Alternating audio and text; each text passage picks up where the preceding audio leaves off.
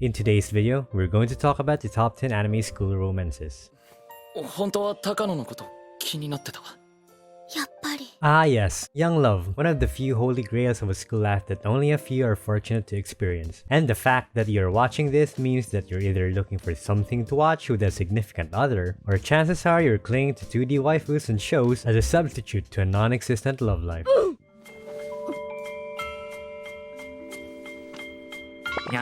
If you can't make up your mind between different promos, why not just take one of each? So Resurrect Children is not your usual romance format, as it doesn't have a main character whose romance is the central plot of the story. What you have instead is multiple depictions of young love from multiple couples. Some get their romance on the fly, some take time to mature, some sail smoothly while some have problems, and some are sometimes indistinguishable from any other day. If you're not really looking for anything at the moment, or are simply just wanting to explore what romance generally is, then this one's for you.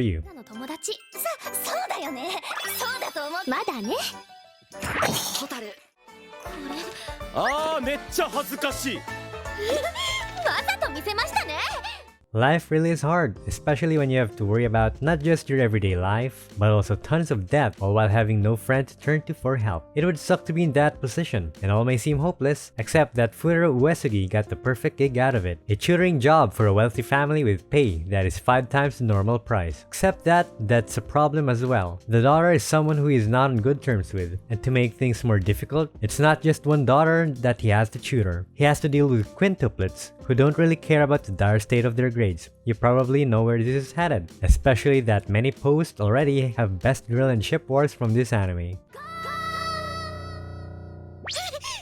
断固拒否します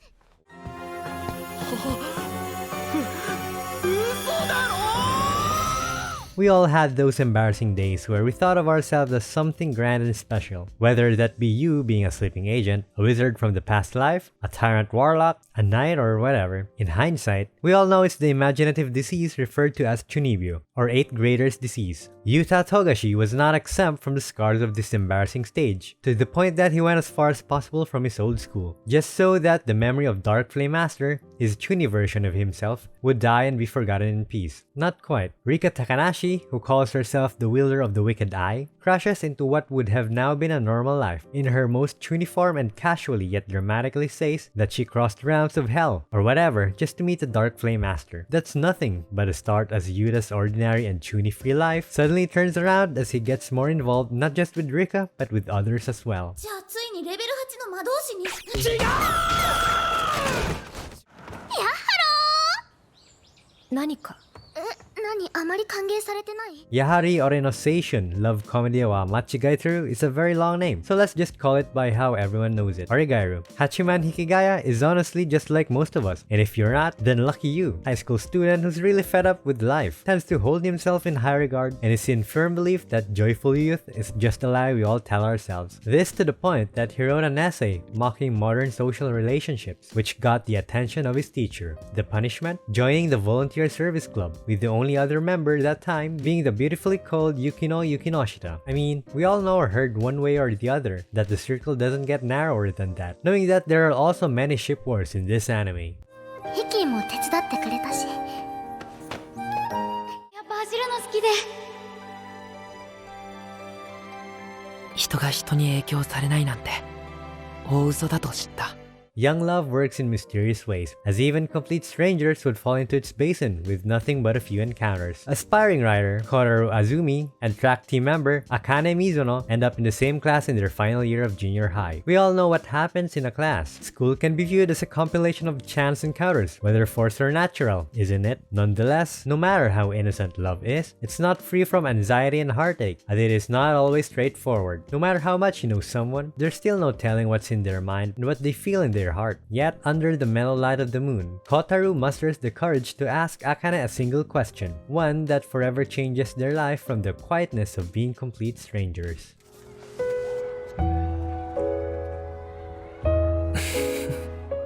風呂にするそれともまばし When a dorm is placed remotely from the main dorm and everything else, it's no question that weird people are housed in it. In most anime, at the very least, this is the very reputation of Sakura Hall, a remotely located dorm which is known to be the trash bin of problem students. Sora Takanda, despite the reputation, steals himself and refuses to let go of abandoned cats which are not allowed in the main dorms, and instead chooses to go to the infamous dorm just so he could keep his cats until he found owners for them and finally escape back to the regular dorms. That's not the last of his pets though, as if cats weren't enough, he gets the second year Mashiro Shina, who, despite being a prodigy artist looking to be a mangaka, is extremely infantile, and just like cats, requires more than the usual attention by the day, else something unfortunate may happen. And just like that, his desire to escape wanes as Sakura Hall gets a pet girl, in addition to their cats and an already weird number of misfits. 仲良くしてね。おう、こちらこそ。様生産者の皆さんいただきます。お前な。 Looks can and will definitely be deceiving. Ryuji Takasu, despite being the gentle and housework-loving kind of guy, is someone nobody wanted to deal with, mainly because of his intimidating face that often confuses him as a delinquent. Taiga Aisaka, on the other hand, is small and cute in the eyes of many, up until they see her running with a wooden katana and a rowdy attitude that earned her the nickname of Palm Top Tiger. Nonetheless, the two eventually cross paths and sees each other's cute side, but not for each other, but instead for the other's friend. Taiga has a crush on the popular Vice President Yusaku Kitamura, who turned out to be Ryuji's friend, while Ryuji has eyes on Minori Kushida, Taiga's best friend. Though we honestly all know where this would be going, don't we? No? Better hop whatever streaming site and watch the unexpected alliance brew unexpected results. 誰かが見つける。手に入れるべきたった一人が。お互い様だし、私にとっては別に避ける理由にもならない。何照れてんのよ。 Speaking of other sides, there definitely is that one part of us that we wouldn't dare show to anyone else. Kyoko Hori is known for the perfect combination of beauty and brains, while Izumi Miyamura is known as nothing but a gloomy and distant classmate on the surface. Behind that, Hori has no time to socialize with her friends because of housework and caring for her little brother. Something definitely well hidden up, until her little bro comes home with a wild-looking man with tons of piercing who casually calls her by name. Confused, Hori asks how he knew, and the delinquent-looking guy was apparently Miyamura, donning a completely opposite look than what he usually does in school. And just when the secret is logically out, they still refuse to let anyone else but each other know of their hidden side. And we all know full well that exclusively shared secrets is one of the main things that sets off a spark that two people need. 僕のもちょうだい。エロいこと考えてるでしょ。舞さんの想像の100倍はエロいこと考えてる。 If you thought that this show is only about a girl in a bunny suit for fan service, you're only partly right. Mai Sakurajima indeed wore that attire, but to a hopeless point that even though she was once a child actress, no one dared to bat an eye on her, well-known yet unapproachable, or so it would seem. That is until Sakuta Azusagawa does what others didn't, and after sharing time with her, realizes that she is another victim of puberty syndrome, something thought of as a myth, and he would have believed so, except that he recognizes it from personal experience. Sakura tries to help Mai, ending up together in the process, but as he helps her, they encounter more and more girls affected with the elusive disease. どうしました？こら、覗くんじゃない。お兄ちゃんのキャッホーを楓にも分けてください。母ちゃん。つばきちゃん。